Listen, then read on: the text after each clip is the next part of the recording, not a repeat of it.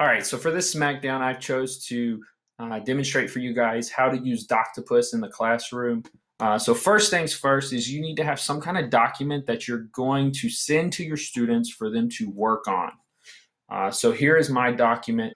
The first cool thing before we get to Doctopus is you can go in and you can translate documents through Google Drive, which works perfect for me and my fourth block class, which has about 30 kids, in which 8 of them are ESL students.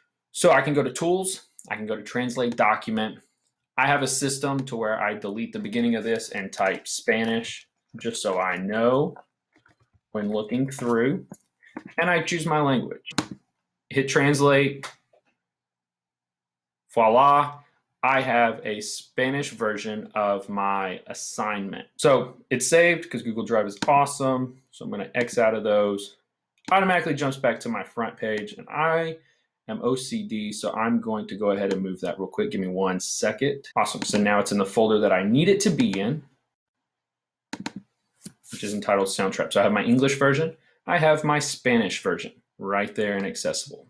Once I have added Doctopus onto my Google Drive and my Google account, first thing I'm going to do is I'm going to go to New. I'm going to add a Google Sheet because that's what it runs through.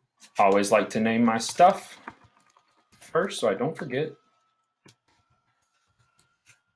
Soundtrap Your Song. Perfect. I go to my add-ons and I'm going to add Doctopus. Awesome. So first it's going to ask you to select a mode. I use distribute drive resources to a roster because that's what I want to do. I want to distribute some kind of form or paperwork to my students via a roster. And like I said, I'm using my fourth block class, so my general music fourth block, and use this roster. So then it pops up this next screen here, which shows us 4 different ways that we can share documents. I currently use the blue and the orange, individual and individual differentiated. The individual I use for my first block class, they're all English speaking students, and I want them all to receive the same document when I blast stuff out to them. However, the orange is for my differentiated instruction, which allows me to go in and group my students as English students and ESL students and send out the appropriate document. So I'm going to select individual differentiated. And if you notice over here, I now have a column that says group. So what I want to do, I have made this roster where all my ESL students are at the bottom. So I can breeze through this real quick. I'm going to make all my English students A's and all my ESL students B's. So give me 1 second here.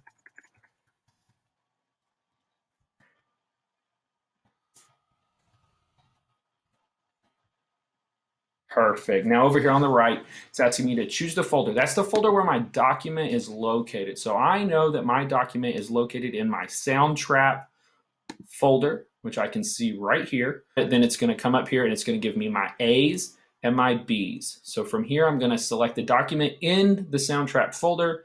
For instance, the A is going to be Soundtrap Your Song, and my B's are going to be the Spanish Soundtrap Your Song. So I have those selected. I will continue to the next step. I'm going to put the assignment name first because it allows the students to find their assignment quickly.